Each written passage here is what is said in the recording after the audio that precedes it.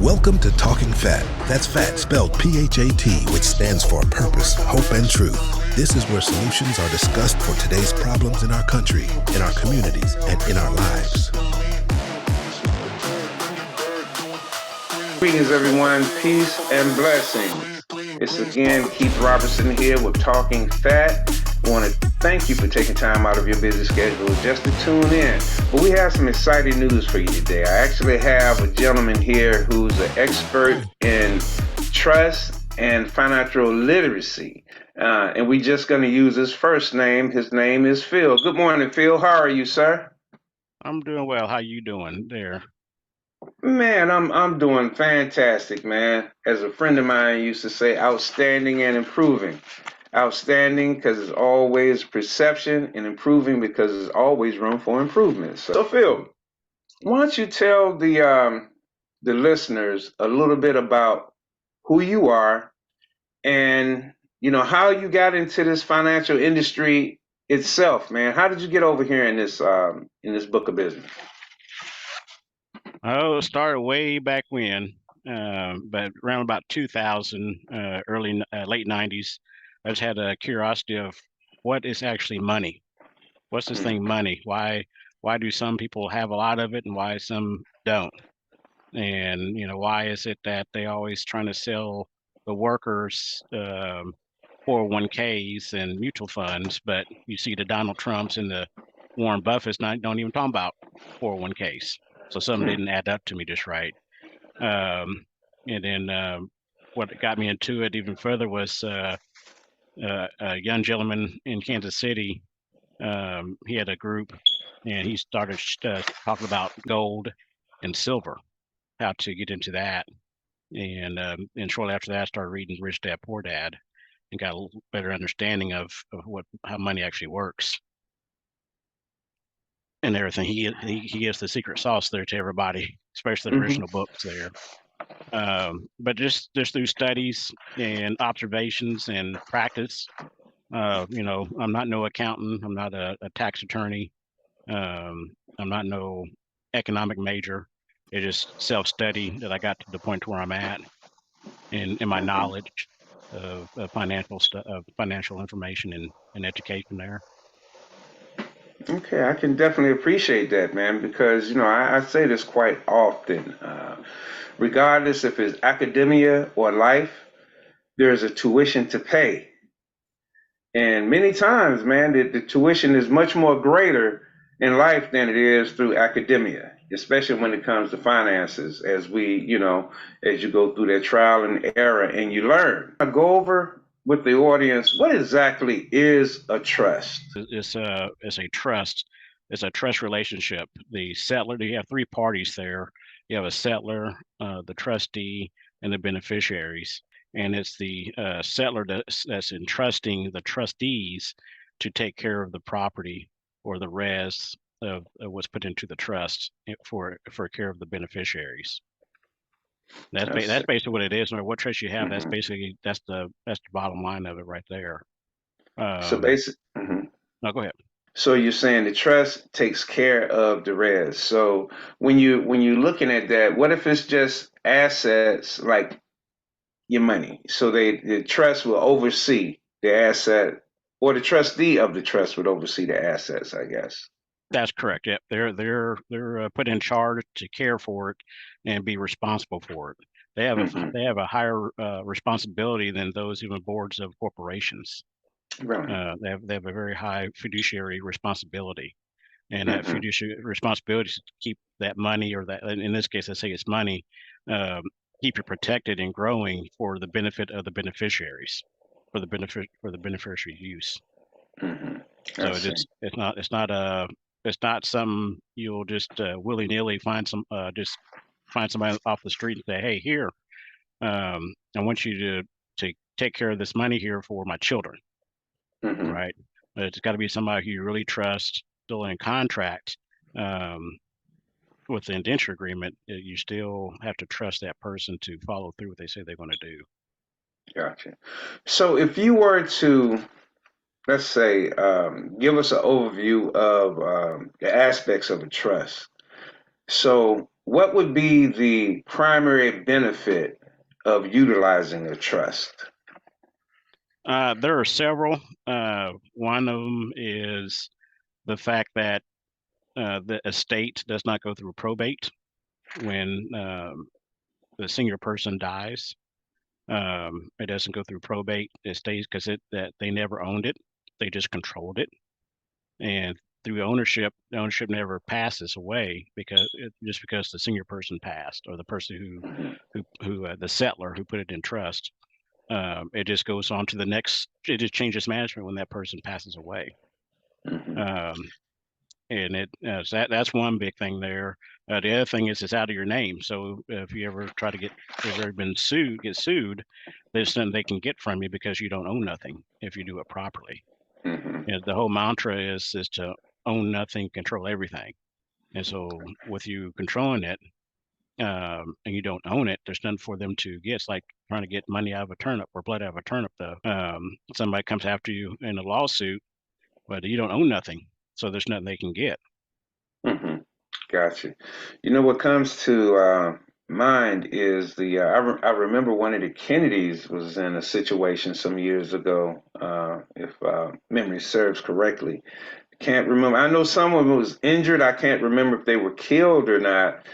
But when they went after the Kennedys as far as civilly, there was no way to to actually tap into that wealth of that family because it was in a trust.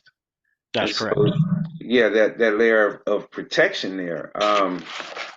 That's great. So let me ask you this: so when you're dealing with a trust and you're looking at an estate, if you have your estate is in a trust and you have a insurance policy, if the if the beneficiary is the trust, is there any tax obligations to the estate? It can be mitigated um, with the life insurance policy. Um, when the death benefits gets paid out, uh, it, yeah, when death benefits gets paid out, it can get paid to the trust, and depending on how the trust is structured, they can get down to as little as 0% taxes on it Uh-huh. if they're structured properly. Okay. If they're Okay. not So, structured properly, then that's a different story. They're going to owe some taxes on it there. mhm. So okay. So okay. With that being said, so are trusts difficult to put into place? Are they? You know. Nope, trust is not difficult to put in place, nor are they expensive if you get the right people to help set it up. Um, the biggest thing, the biggest hurdle is learning how to administer the trust. That's the biggest issue. Hmm. People could make up a contract and put it in place, but do they know how to operate it? It's like going out and buying a vehicle and you don't know the gear shift from the gas pedal, from the brake, from the steering wheel, Uh-huh. right? Uh-huh. Or another scenario would be is because a lot of these young folks and or older folks even at that, they get into a vehicle but they don't know how to drive a stick. Hmm. So what's the purpose of buying a vehicle with a stick if you don't know how to drive it and you start jerking around and burn up the clutch trying to learn how to do it versus getting the training first and Hmm. then get into a vehicle with a stick shift manual transmission in it. But that's the biggest thing is that uh, is the administration of the trust. Setting up the trust is simple. Uh, Gotcha. you can do that any day. You can go down to your local office supply store or you go online and get a trust Hmm. set up for you for little to nothing. But do you know how to operate it? Gotcha. Do you know yourself on the private side? Mm. These type of trusts that we're talking about, how to stay on the private side. Do you know how to do that? Do you know what to say and not to say? Gotcha. Do you understand the words that are being spoken to you if the IRS comes and knocks on your door? I shouldn't say you understand, but do you comprehend?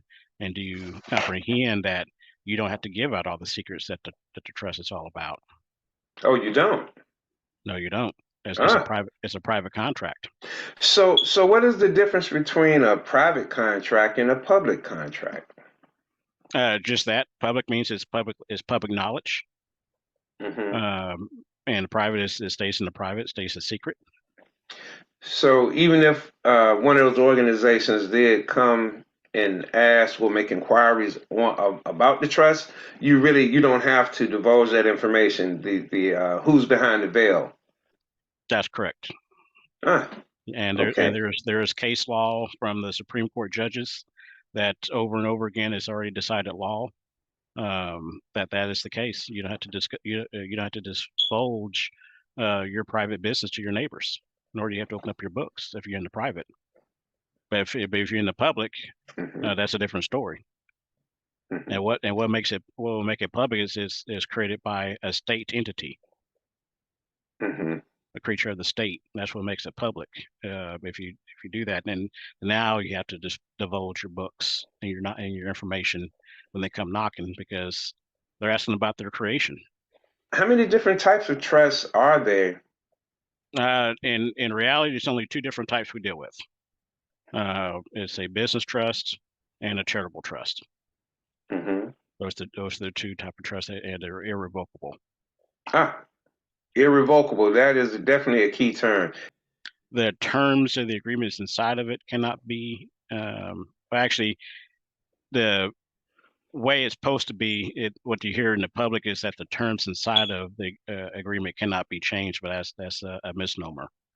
Mm. What it is that when the trust dies, because a trust has a end date. That's the difference between a trust and a corporation. But when the trust has an end date, and it dies, the res or the property that's inside the trust must go disperse to the beneficiaries. It does not go back to the settler. Hmm. Whereas a revocable trust, when the trust dies or the settler says he or she wants their property back, it can revert right back to the settler. Whereas an Uh-huh. irrevocable trust, that does not happen. It goes to the beneficiaries in pro rata. Gotcha. Gotcha. So, if I was to put something in a trust, it was an irrevocable trust. You're saying that once it's placed in there, even though you can amend the actual contract itself, are you saying I can't pull that back out of the trust? That's exactly it. You cannot pull it back out. You, as a settler, cannot pull it back out.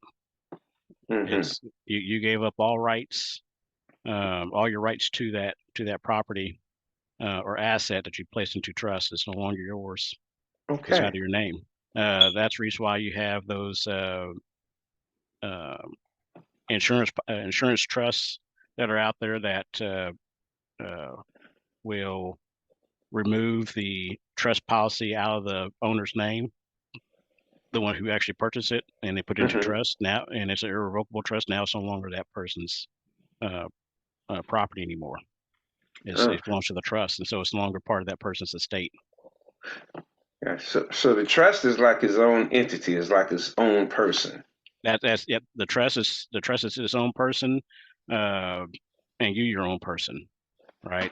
It's like if you worked at McDonald's. Are you McDonald's, Gotcha. and it's McDonald's you? Mm-hmm. No, you're an employee of McDonald's, and McDonald's is its own corporation. And Mm-hmm. so same thing with these trusts, the irrevocable trusts. You are you, and the trust is the trust its own separate entity. It has its Mm-hmm. own EIN number or tax identification number. It set up its own bank account. You don't want to, it has its own separate, everything separate. Gotcha. Okay. So is can you give us an example of how a trust can be used to the benefit of a person or a estate? I give you one. Years ago, one of my uncles, he lives out in California, or he did live out in California before he passed.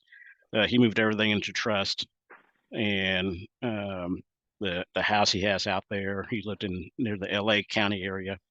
He had a couple of vehicles um, and everything, so he moved everything into trust, and he named one of his sisters, one of my aunties, the trustee of the trust. And so when he passed, the only thing we had to do was just mourn his death. Mm. We didn't have to sit there and fight the courts or get an attorney or a lawyer to go to probate for us Mm-hmm. and fight that battle for who knows how long. Um, Mm-hmm. Only thing it was just we had to mourn his death, and change of management happened.